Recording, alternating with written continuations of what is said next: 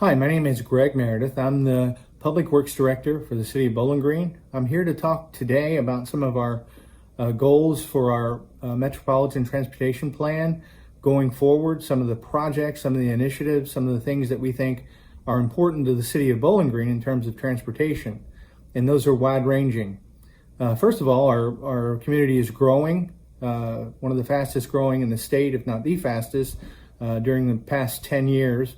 And because of that, we've had increased pressure for roadways, for sidewalks, for transit, for all different modes of transportation. And so our goal here with this plan looking forward is to plan for what our community might need. And as a part of that, we have to look at some basic functions. Again, growth is important. We have a transportation plan that looks at growth, that considers economic development as a key function. It looks at mobility between modes, whether that be bicyclists, pedestrians, freight, rail. The plan takes all those things into account. Some of the things that the city is doing, though, particularly in terms of projects, in the short range, as you know, our Shav Lane widening project between Scottsville Road and Ken Bale Boulevard is just about complete. With that, we've got a couple of extra phases. Phase 2 goes from Ken Bale up to Middlebridge Road with an additional roundabout. And then phase 3 from there forward connects on to Lover's Lane at Searcy Way.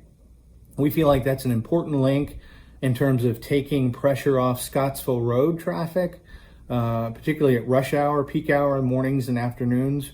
And so with that, we're going to install a multi-use path on one side for phase 2 and 3, and hopefully be able to connect up with the larger path, the larger plan for encircling the city with the greenways.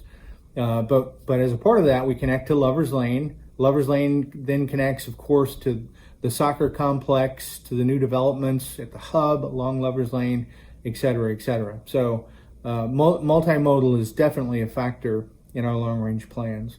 Some of the other roadway projects that we've looked at include Small House Road, where the widenings happened already in 2 phases.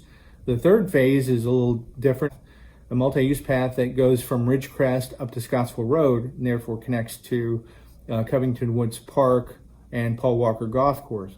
We feel like that area of the city really needs a connection to a park, and so that's one of our priorities. We have currently an active TAP grant, Transportation Alternatives Grant, that focuses on state roadway sidewalks that are adjacent to state roads.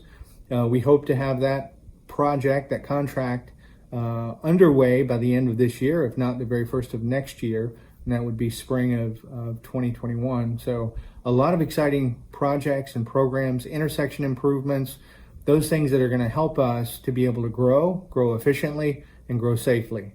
Thank you.